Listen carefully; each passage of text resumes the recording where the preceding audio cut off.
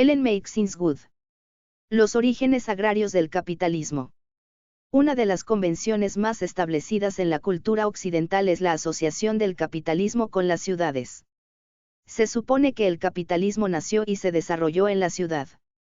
Sin embargo, lo que se suele implicar es que cualquier ciudad, con sus prácticas características de intercambio y de comercio, es por naturaleza potencialmente capitalista desde el principio, y solo obstáculos extrínsecos han impedido que cualquier civilización urbana diera origen al capitalismo. Solo una religión equivocada, o cualquier otro tipo de cadenas ideológicas, políticas o culturales que ataran a las clases urbanas, han evitado que el capitalismo surgiera en cualquier lugar y en todo lugar, desde tiempos inmemoriales o, al menos, desde que la tecnología ha permitido la producción de los excedentes adecuados. Según esta perspectiva, lo que explica el desarrollo del capitalismo en Occidente es la autonomía única de la que gozaban allí las ciudades y su clase por antonomasia, los burgueses o la burguesía. En otras palabras, el capitalismo surgió en Occidente menos a causa de lo que había presente que de lo que estaba ausente, las restricciones a las prácticas económicas urbanas. En tales circunstancias, solo hizo falta que la expansión más o menos natural del comercio desencadenara el desarrollo del capitalismo hasta alcanzar la plena madurez. Solo era preciso un crecimiento cuantitativo que, inevitable, se produjo con el paso del tiempo, en algunas versiones, por supuesto, ayudado por la ética protestante, aunque no causado originariamente por esta. Hay mucho que decir en contra de esos supuestos sobre la relación natural entre las ciudades y el capitalismo, entre ellas, el hecho de que estos tienden a naturalizar el capitalismo, a ocultar su especificidad como forma social históricamente concreta, con un principio y, sin duda, con un final. Esa tendencia a identificar el capitalismo con las ciudades y el comercio urbano ha ido acompañada por lo general de la inclinación a hacer que el capitalismo aparezca como la consecuencia más o menos automática de unas prácticas que son tan viejas como la propia historia humana o, incluso, como la consecuencia automática de la naturaleza humana, de la inclinación, natural, en palabras de Adam Smith, a negociar, cambiar o permutar una cosa por otra. Tal vez, el correctivo más saludable a todas esas asunciones, y a sus implicaciones ideológicas, sea reconocer que el capitalismo, con sus impulsos específicos a la acumulación y la maximización de ganancias, no nació en la ciudad, sino en el campo, en un lugar muy concreto y muy tarde en la historia humana. No bastó con la simple extensión o expansión del trueque y el intercambio, sino que fue precisa una transformación completa de las relaciones y prácticas humanas más básicas, una ruptura con patrones de interacción con la naturaleza para la producción de las necesidades básicas de la vida que contaban con siglos de antigüedad. Si la tendencia a identificar el capitalismo con las ciudades va asociada a una tendencia a oscurecer la especificidad del capitalismo, una de las mejores formas de comprender dicha especificidad es atender a los orígenes agrarios del capitalismo. ¿Qué fue el capitalismo agrario? Durante milenios, los seres humanos han satisfecho las necesidades materiales mediante el trabajo de la tierra. Y, probablemente, durante casi el mismo tiempo que se han dedicado a la agricultura, se han dividido en clases sociales, entre quienes trabajaban la tierra y quienes se apropiaban del trabajo de los demás.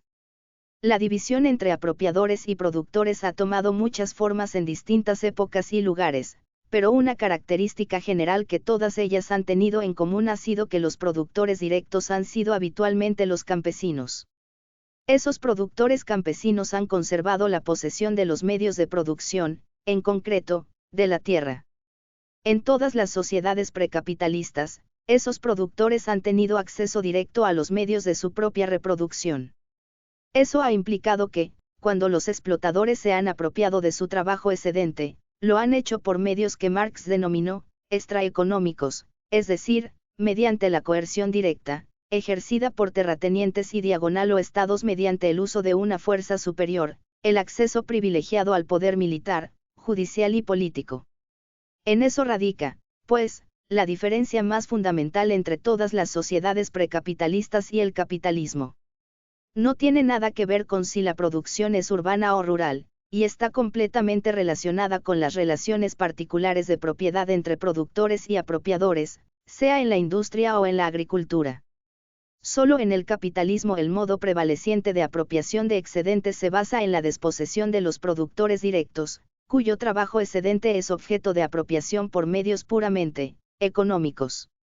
Porque, en el capitalismo completamente desarrollado, los productores directos carecen de propiedades y porque el único acceso que tienen a los medios de producción, a la satisfacción de sus propias necesidades de reproducción e incluso a los medios para su propio trabajo consiste en la venta de su fuerza de trabajo a cambio de un salario, los capitalistas pueden apropiarse del excedente de los trabajadores sin coerción directa. Esta relación única entre productores y apropiadores está mediada, claro está, por el mercado. A lo largo de la historia registrada y, sin duda, también antes, han existido mercados de distintos tipos y la gente ha intercambiado y vendido sus excedentes de muy diferentes formas y por muy distintos propósitos. Sin embargo, en el capitalismo, el mercado tiene una función particular y sin precedentes. En una sociedad capitalista, casi todo lo que hay son mercancías que se producen para el mercado.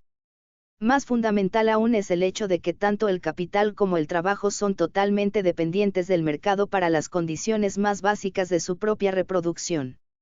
Igual que los trabajadores dependen del mercado para vender su fuerza de trabajo como mercancía, los capitalistas dependen de él para comprar fuerza de trabajo, además de los medios de producción, y realizar las ganancias mediante la venta de bienes o servicios producidos por los trabajadores. Esta dependencia del mercado le otorga a este un papel sin precedentes en las sociedades capitalistas, no solo como simple mecanismo de intercambio o de distribución, sino como determinante principal y regulador de la reproducción social.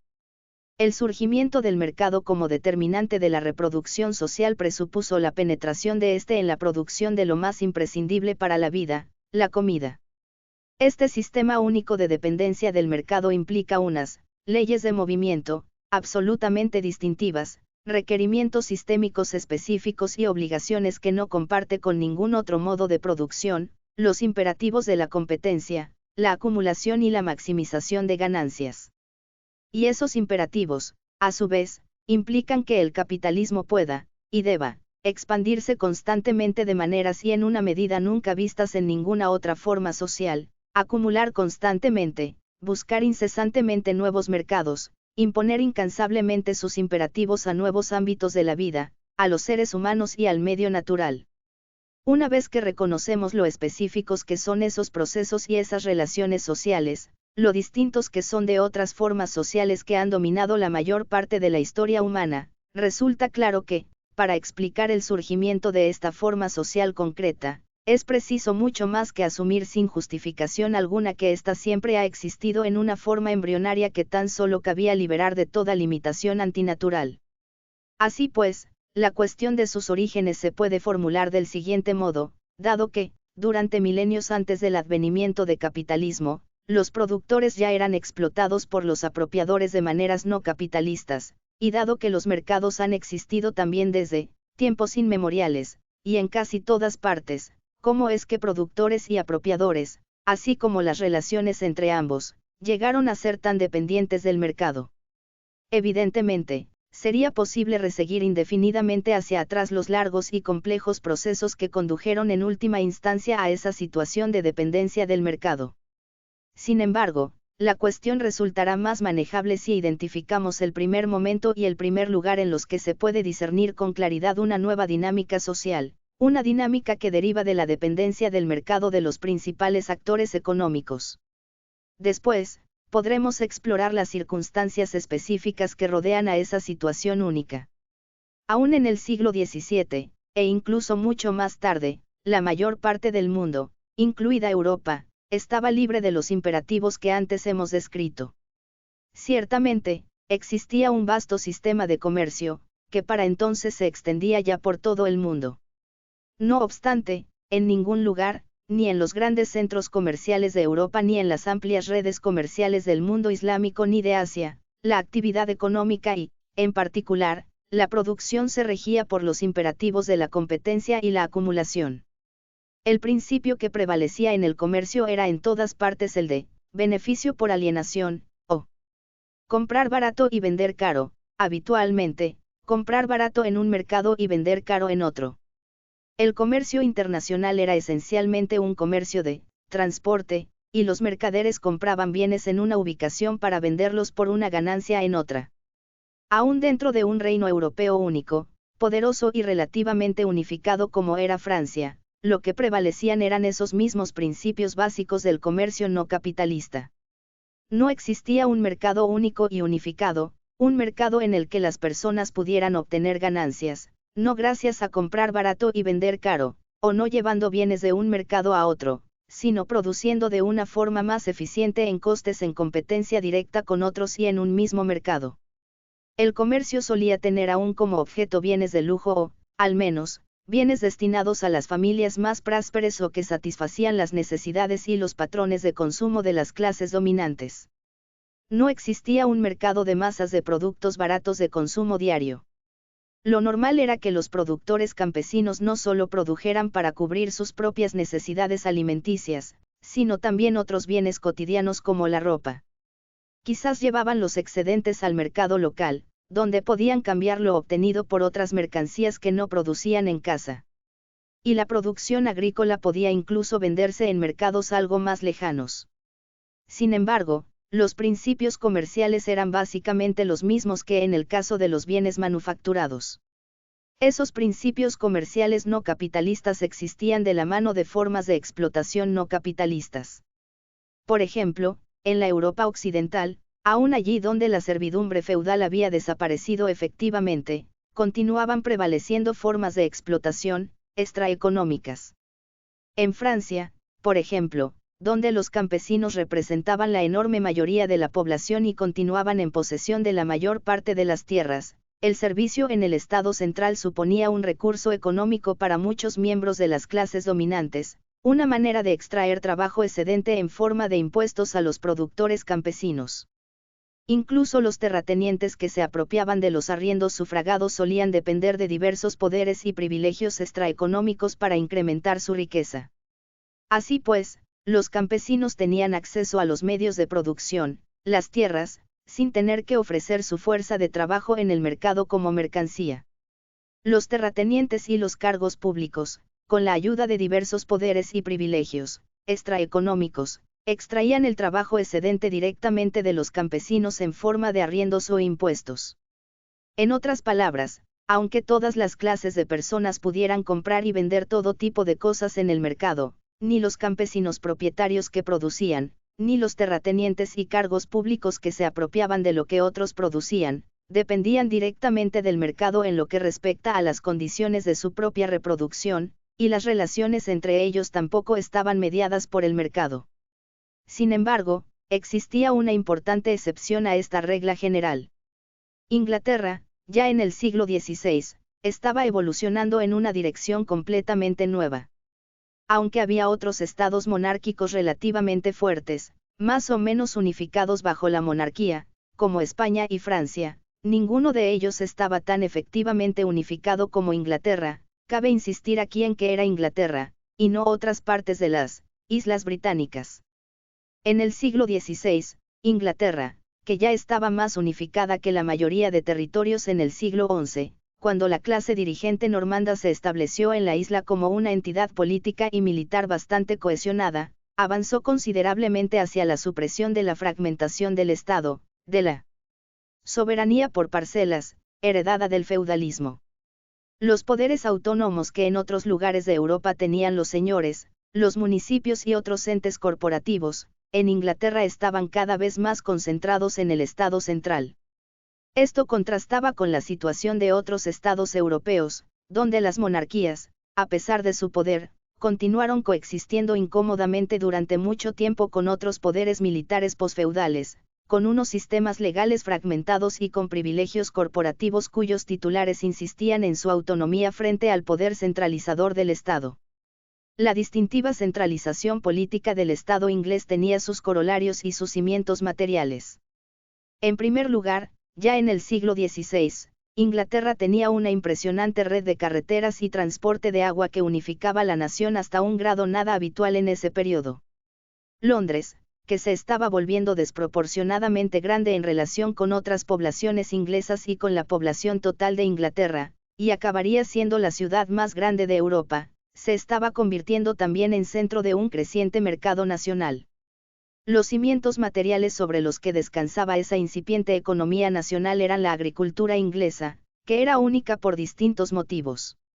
La clase dirigente inglesa tenía dos importantes rasgos distintivos relacionados entre sí: por un lado, como parte de un Estado cada vez más centralizado, en alianza con una monarquía centralizadora, no contaba con los mismos poderes extraeconómicos, más o menos autónomos que sus equivalentes en el continente, poderes que otras clases dirigentes podían emplear para extraer trabajo excedente de los productores directos.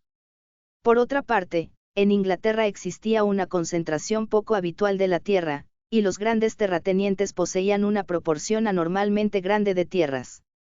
Esa concentración de la propiedad de la tierra significaba que los terratenientes ingleses podían usar sus propiedades de formas nuevas y características. Lo que les faltaba en cuanto a poderes extraeconómicos, para la extracción de excedentes lo compensaban ampliamente los crecientes poderes económicos de que gozaban. Esa especial combinación tuvo importantes consecuencias.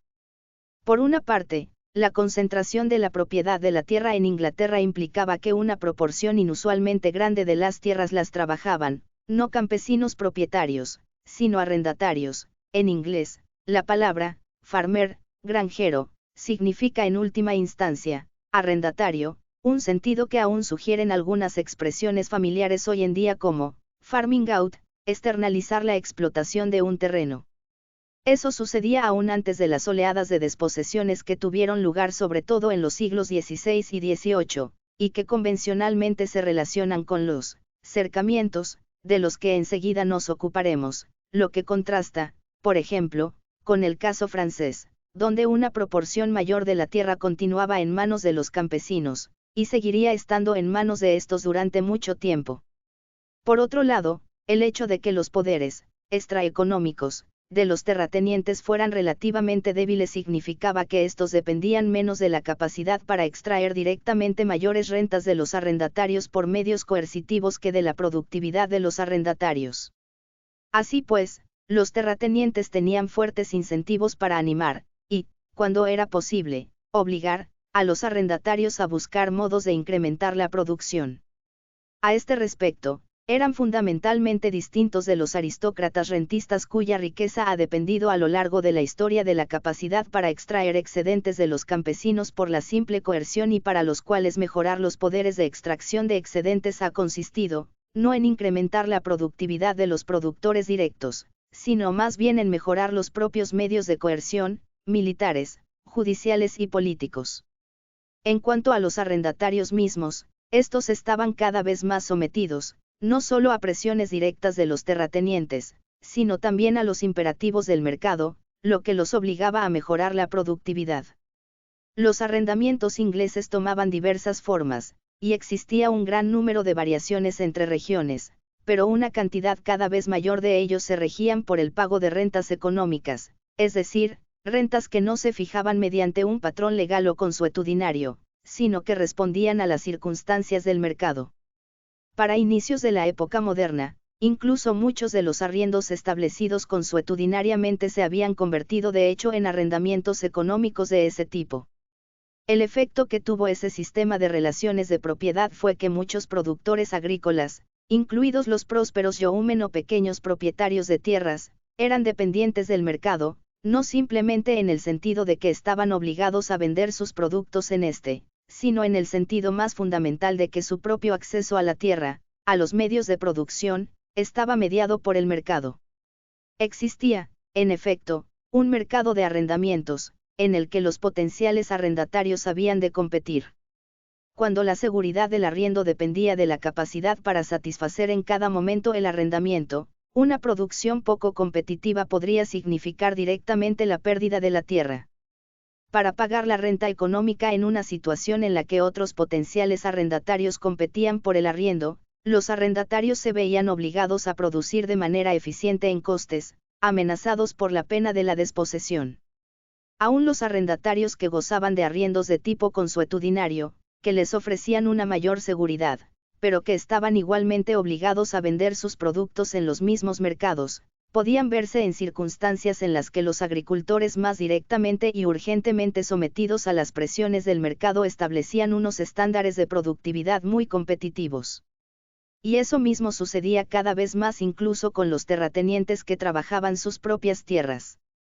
En ese entorno competitivo, los agricultores más productivos prosperaban y sus propiedades era probable que aumentaran, mientras que los productores menos competitivos chocaban contra un muro y pasaban a sumarse a las clases no propietarias.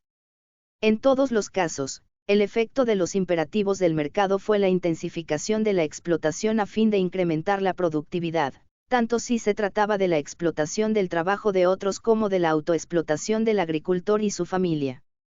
Este patrón se reproduciría en las colonias y, especialmente, en la Norteamérica posterior a la independencia, donde los agricultores que se suponía que eran la médula de una república libre se enfrentaron desde el principio a las crudas opciones que planteaba el capitalismo agrario, en el mejor de los casos, una intensa autoexplotación, en el peor, la desposesión y el desplazamiento por parte de empresas mayores y más productivas.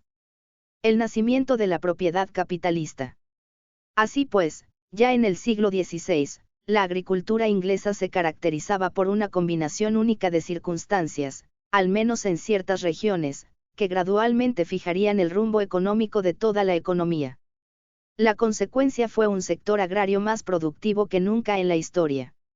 Terratenientes y arrendatarios por igual pasaron a preocuparse por lo que dio en llamarse la mejora, o, en inglés, improvement, el incremento de la productividad de la tierra en busca de ganancias.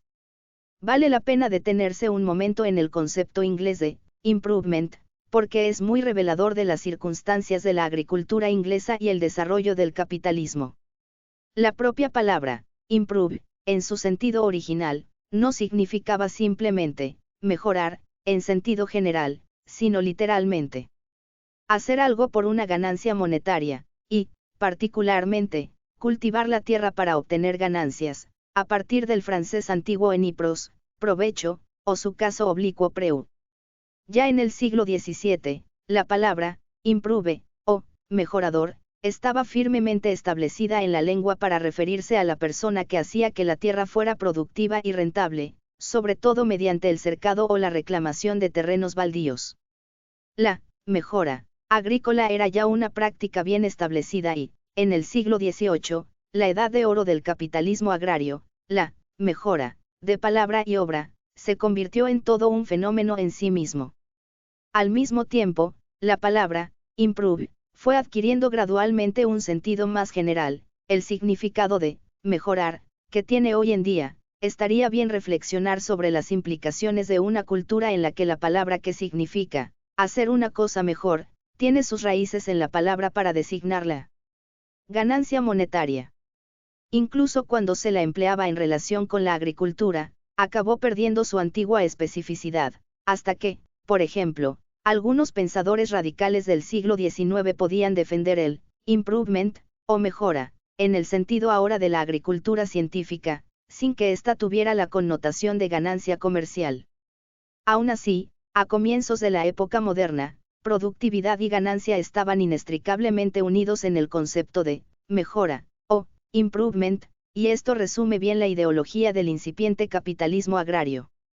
En el siglo XVII, pues, apareció todo un nuevo corpus literario, una literatura que detallaba de un modo sin precedentes las técnicas y los beneficios de la mejora. La mejora era también una de las grandes preocupaciones de la Royal Society, la sociedad que juntó a algunos de los científicos más prominentes de Inglaterra, Isaac Newton y Robert Boyle pertenecieron a ella, con algunos de los miembros de las clases dirigentes de miras más avanzadas, como el filósofo John Locke y su mentor, el conde de Shaftesbury, ambos muy interesados en la mejora agrícola. Al principio, la mejora no dependía de innovaciones tecnológicas significativas, aunque sí se usaron nuevos equipos, como la azada de rueda. En general, fue más bien cuestión de evoluciones en las técnicas de cultivo como, por ejemplo, la agricultura convertible, alternancia de labranza y periodos de barbecho, rotación de cultivos, drenaje de maresmas y tierras de labranza, etc. No obstante, la mejora era algo más que el empleo de nuevos métodos y técnicas agrícolas. Más esenciales que estos eran las nuevas formas y concepciones de la propiedad. Idealmente, para el terrateniente emprendedor y sus prósperos arrendatarios capitalistas, la agricultura, mejorada, requería extensiones de terrenos agrandadas y concentradas.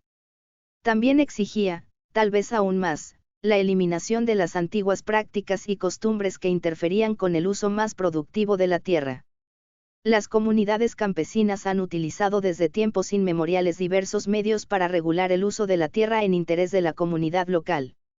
Han limitado ciertas prácticas y han concedido determinados derechos, no para aumentar la riqueza de los terratenientes o de los estados, sino para preservar la propia comunidad campesina, tal vez para conservar la tierra o distribuir sus frutos de manera más equitativa, y a menudo para cubrir las necesidades de los miembros menos favorecidos de la comunidad.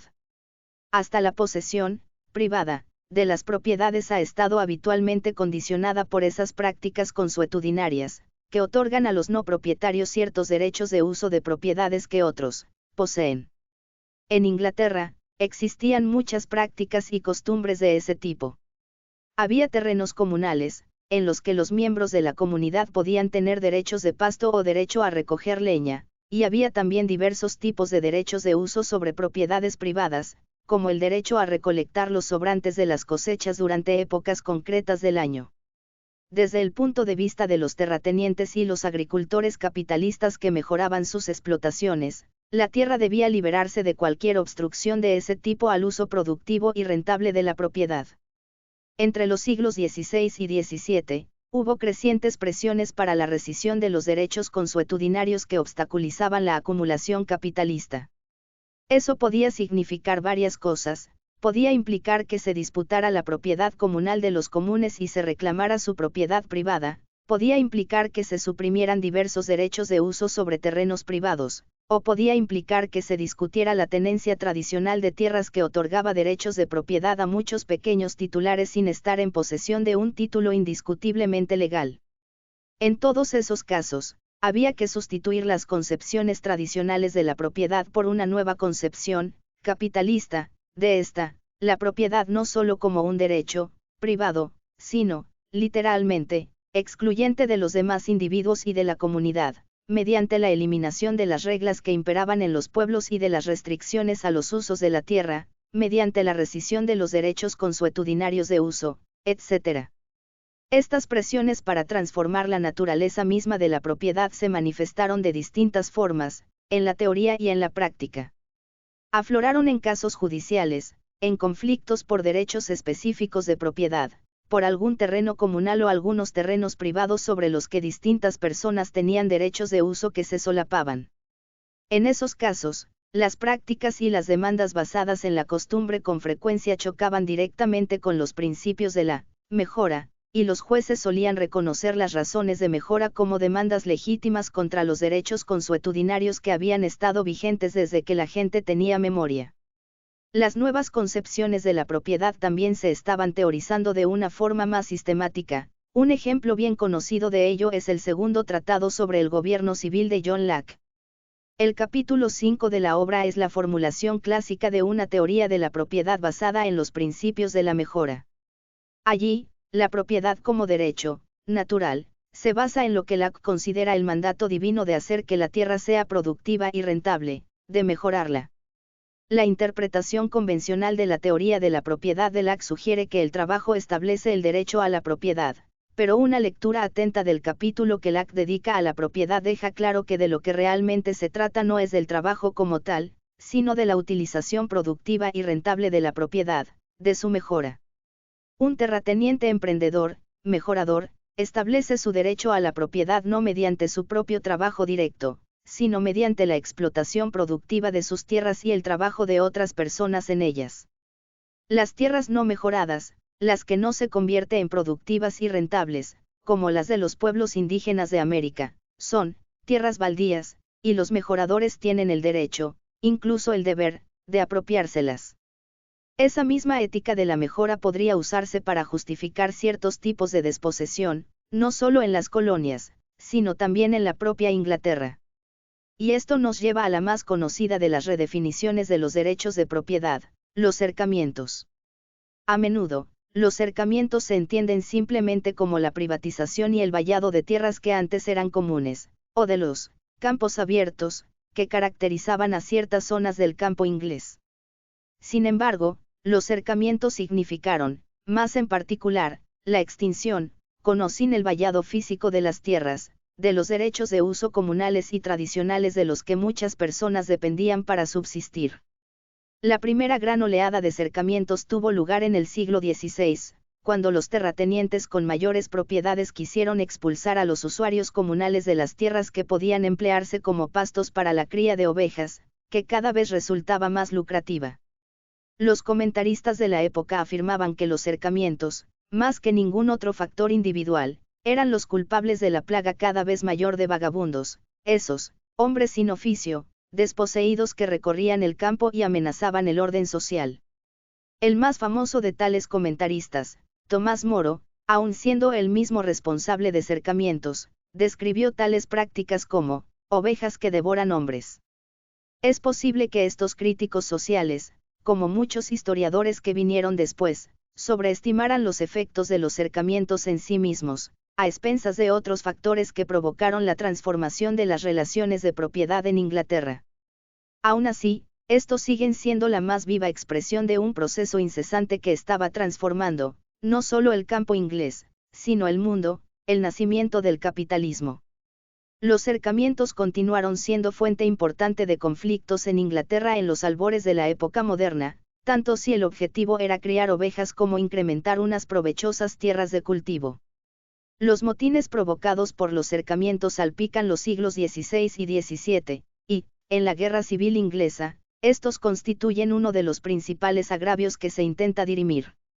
En las primeras fases, la práctica topaba con cierta resistencia por parte del Estado monárquico, aunque solo fuera por la amenaza que representaba para el orden público. Sin embargo, una vez que las clases terratenientes lograron moldear el Estado para que sirviera a sus cambiantes necesidades, lo que quedó más o menos consolidado al fin en 1688, con la llamada Revolución Gloriosa, ya no hubo más interferencias estatales, y en el siglo XVIII apareció un nuevo tipo de cercamientos, los llamados cercamientos parlamentarios. En este tipo de cercado, la extinción de los derechos de propiedad problemáticos que obstaculizaban la capacidad de acumulación de un terrateniente se realizaba mediante decreto parlamentario. Nada prueba mejor el triunfo del capitalismo agrario.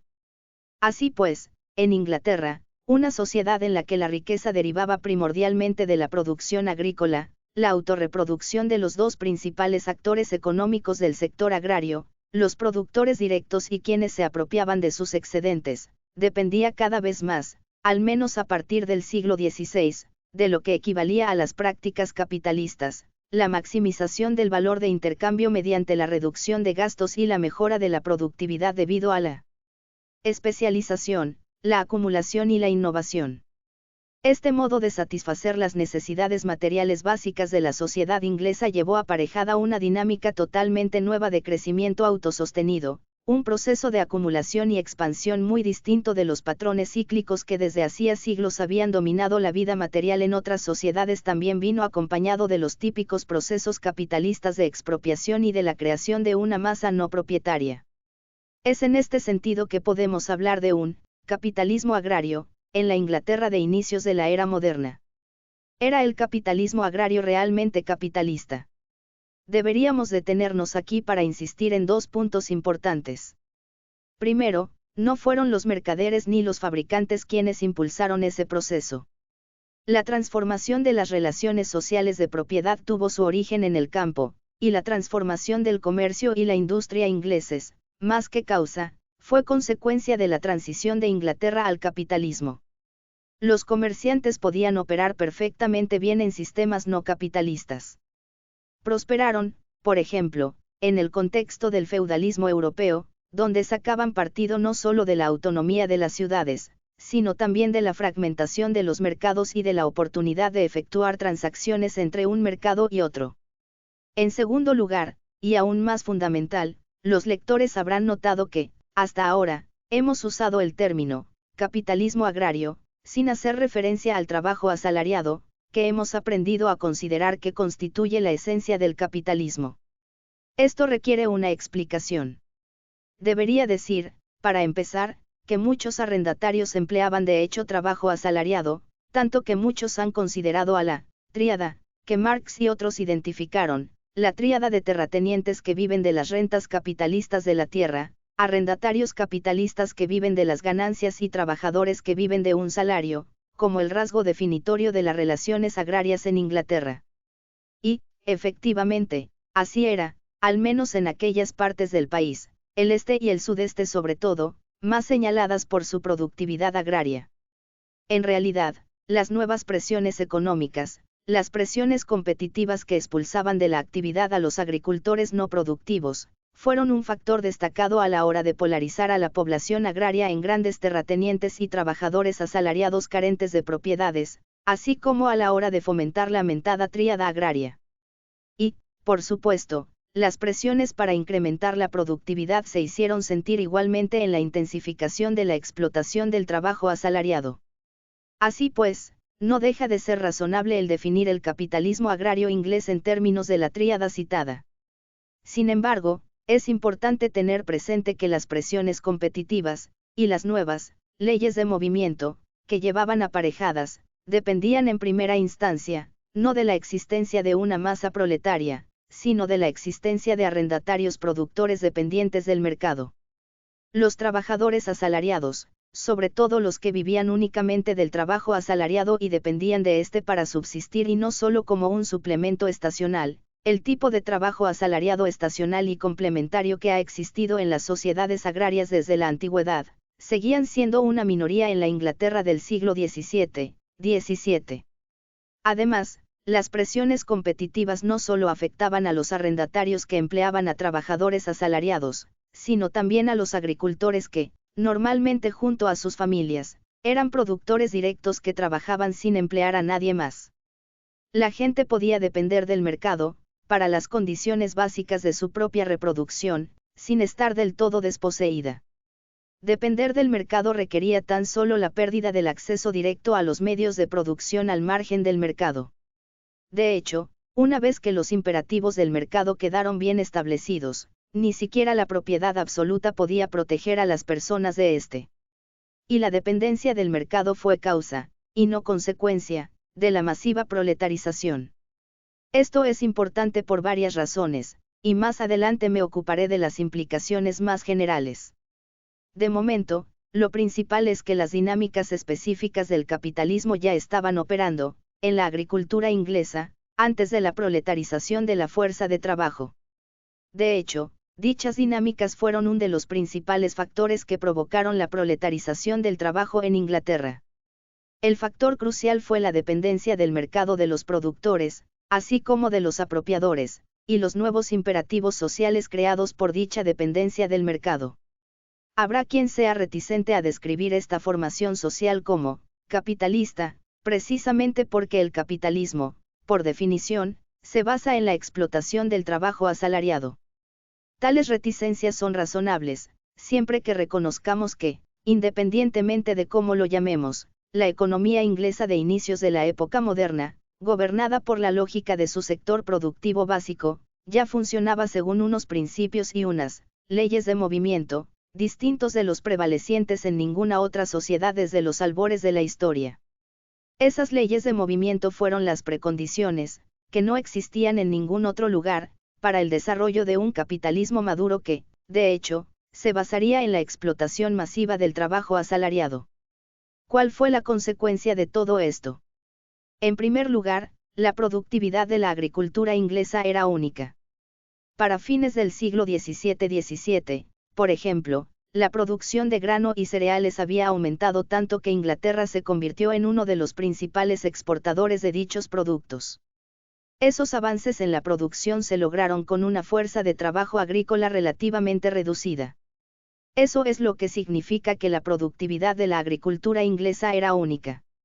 Algunos historiadores han querido oponerse a la idea misma de un capitalismo agrario con el argumento de que la productividad de la agricultura francesa en el siglo XVIII era aproximadamente la misma que en Inglaterra.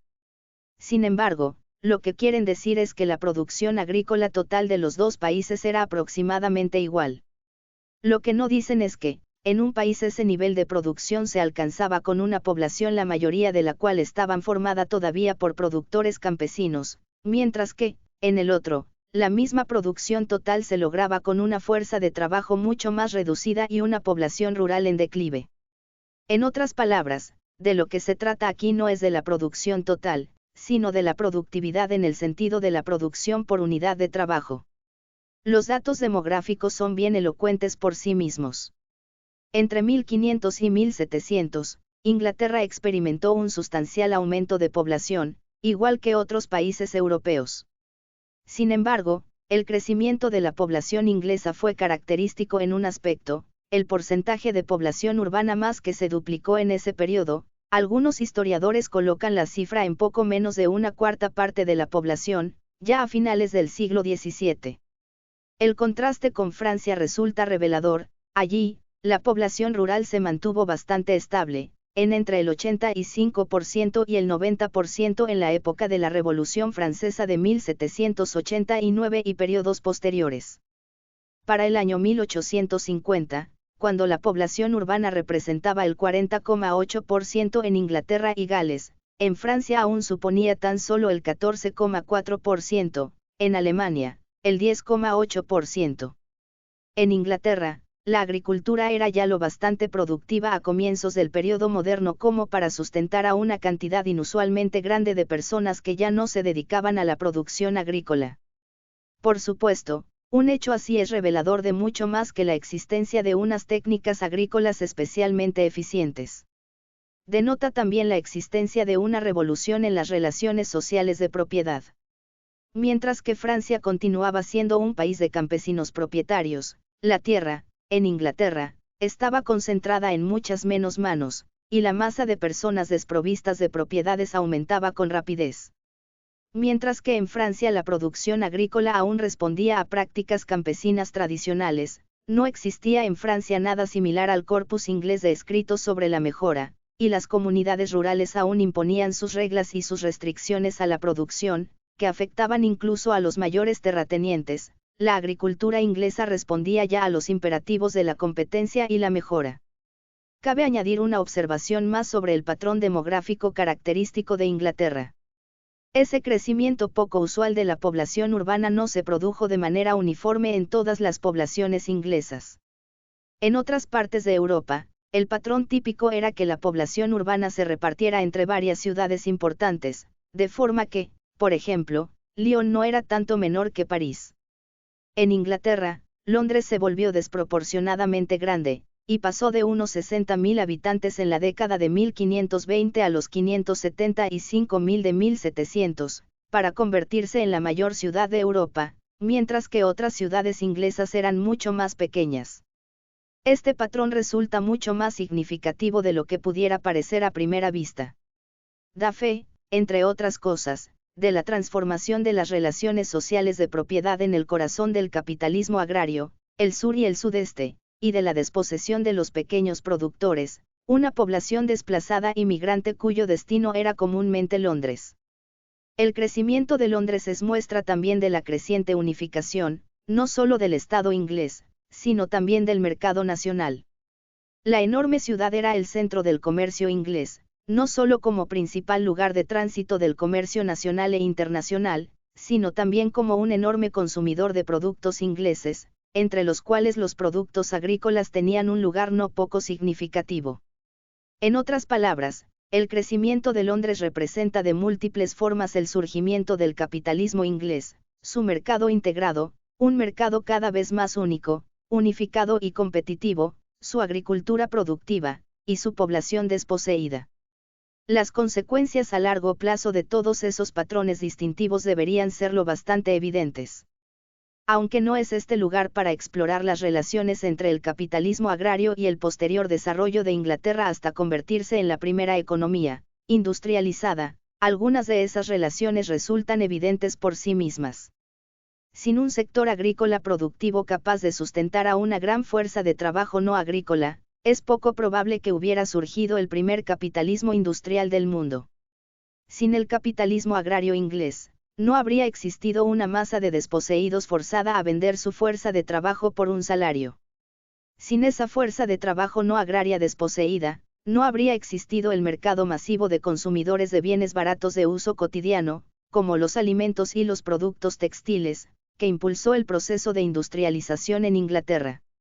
Y sin su enorme riqueza, junto con unas motivaciones completamente nuevas para la expansión colonial, motivaciones distintas de las viejas formas de adquisición territorial, el imperialismo británico habría sido algo muy distinto del motor del capitalismo industrial que llegaría a ser.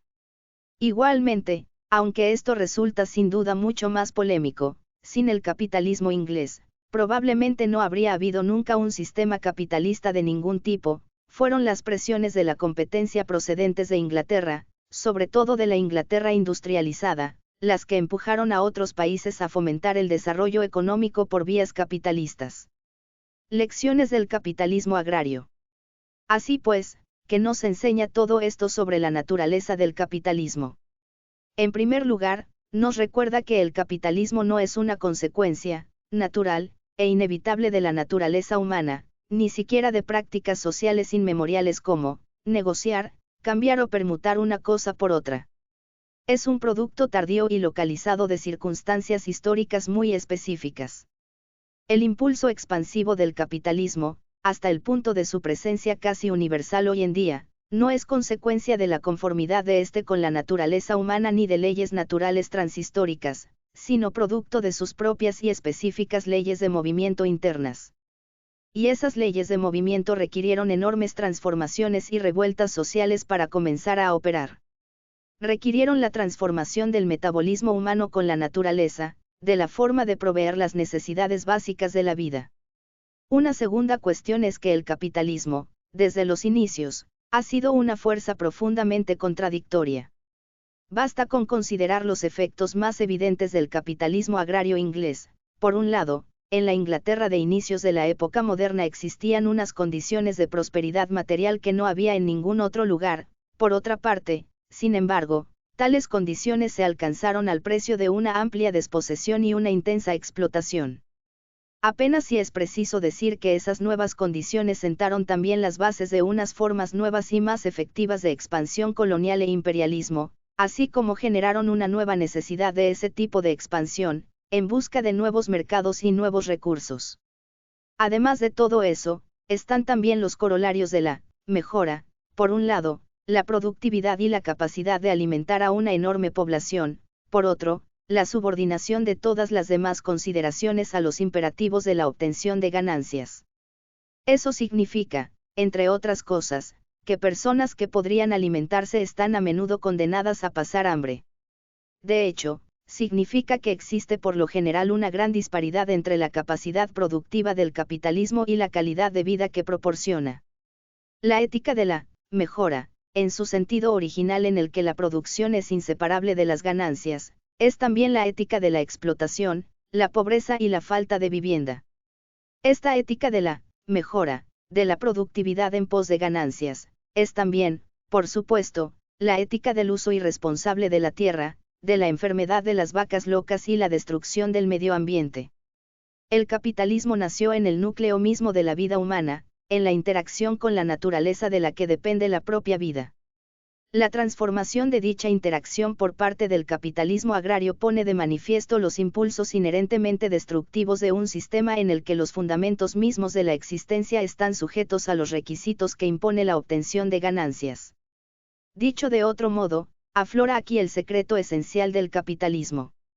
La expansión de los imperativos del capitalismo a todo el mundo ha reproducido constantemente algunos de los efectos que éste tuvo al inicio en su país de origen.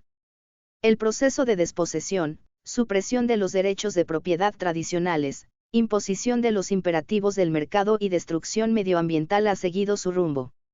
Ese mismo proceso ha extendido su alcance desde las relaciones entre clases explotadoras y explotadas hasta las relaciones entre países imperialistas y subordinados. Más recientemente, la expansión de los imperativos del mercado ha consistido, por ejemplo, en obligar, con la ayuda de agencias capitalistas internacionales como el Banco Mundial y el Fondo Monetario Internacional, a los agricultores del tercer mundo a sustituir las estrategias de autosuficiencia agraria por la especialización en cultivos para el mercado global generadores de ganancias. Los nefastos efectos de esa transformación se exploran en otros textos de este mismo número, de julio-agosto de 1998. No obstante, si bien los efectos destructivos del capitalismo se han reproducido incesantemente, sus efectos positivos no han sido tan sistemáticos. Una vez que el capitalismo quedó establecido en un país y comenzó a imponer sus imperativos al resto de Europa y, finalmente, al mundo entero, su desarrollo en otros lugares no pudo jamás seguir el mismo curso que había seguido en el país de origen. La existencia de una sociedad capitalista transformó desde ese momento todas las demás sociedades, y la posterior expansión de los imperativos del capitalismo alteró sin cesar las circunstancias del desarrollo económico. Hemos llegado ahora al punto en que los efectos destructivos del capitalismo superan a sus beneficios materiales. Hoy en día, por ejemplo, ningún país del tercer mundo puede esperar alcanzar ni siquiera el desarrollo contradictorio que experimentó Inglaterra.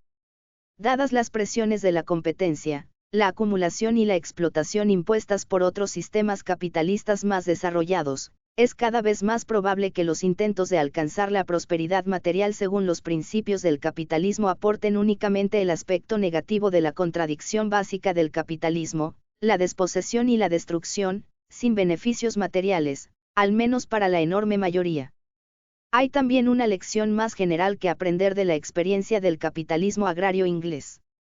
Una vez que los imperativos del mercado determinan los términos en los que tiene lugar la reproducción social, todos los actores, apropiadores y productores, aunque estos segundos mantengan la posesión o, incluso, la propiedad directa de los medios de producción, están sometidos a las exigencias de la competencia, el aumento de la productividad, la acumulación de capital y la explotación intensa del trabajo.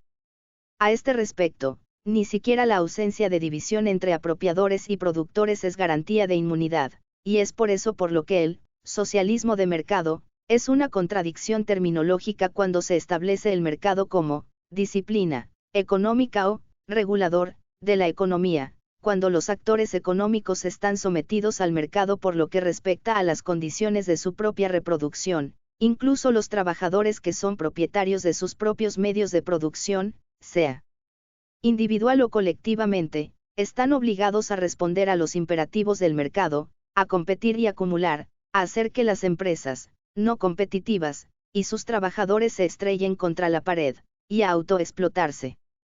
La historia del capitalismo agrario, y todo cuanto de éste se siguió, debería dejar claro que, allí donde los imperativos del mercado rigen la economía y determinan la reproducción social, no existe escapatoria a la explotación.